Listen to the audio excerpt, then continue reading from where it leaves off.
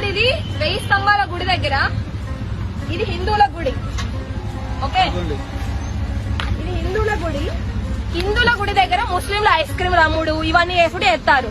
హిందువుల గుడి చుట్టూ హిందువులు మాత్రమే వ్యాపారం చేసుకోవాలి. అది పూజ సామాగ్రి అమ్మినా, ఐస్ క్రీమ్ అమ్మినా, ఆటో అయినా ఏదైనా. మసీద్ కాడికి వెళ్లి హిందువులు వ్యాపారాలు చేస్తున్నారా? టెంపుల్ ఆఫ్ వర్షిప్ ఉంది. టెంపుల్ చుట్టూ ఏదైతే వ్యాపారాలు ఉన్నాయో అవి హిందువులకే ఉండాలి, వేటోళ్ళకు ఉండొద్దు. వేటోళ్ళకు ఉండొద్దు. ఇక్కడ ఎవడు పడితే వాడు అమ్ముకుంటూ వాడు ఆన్సర్ ఇస్తున్నాడు. ఒక్క నిమిషం చెప్పు, నీ పేరేంది?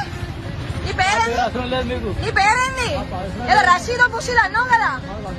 మరి నీ పని గుడికాడ నీకేం పని? గుడికాడ నీకేం పని?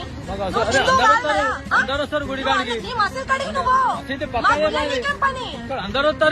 నీకేం పని? మా హిందువులు పెట్టుకోవాలి షాపు, మా హిందువులు అమ్ముకోవాలి ఐస్ క్రీము, మా హిందువులు ఇక్కడ ఆటో నడుపుకోవాలి. నీకేం అవసరం? మా హిందూ గుడి దగ్గర మళ్ళా గుళ్ళ మీద దేవుళ్ళ మీద ఉత్సలు పోసుడు, విగ్రహాలు వగలగొట్టుడు. ఇందుక ఇక్కడ ఉన్నారు మీరు? నీ మసీదుల కడ పోయి నువ్వు పని చూసుకో. నీ మసీదుల కడకి వచ్చి మేమన్నా పెడుతున్నావా? నీ కడ నువ్వు చేసుకో, మా కడ మేము చేసుకుంటాం. సిగ్గులు ఉండాలి కొంచెమైనా. ఇగో ఈ మనిషి ఇక్కడ ఐస్ క్రీమ్ అమ్ముతున్నాడు. ఇగో ఈ ఆటో ఇతంది,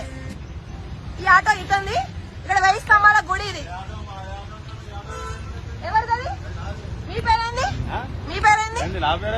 పేరు చెప్పవా? ఎందుకు? ఏం భయం?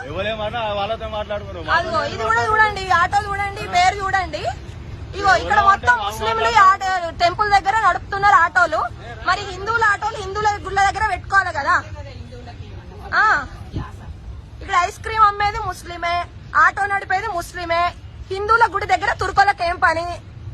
ఇది మనం ఆలోచించుకోవాలి. ఇది 1000 స్తంభాల గుడి. 1000 స్తంభాల గుడి హిందువులది.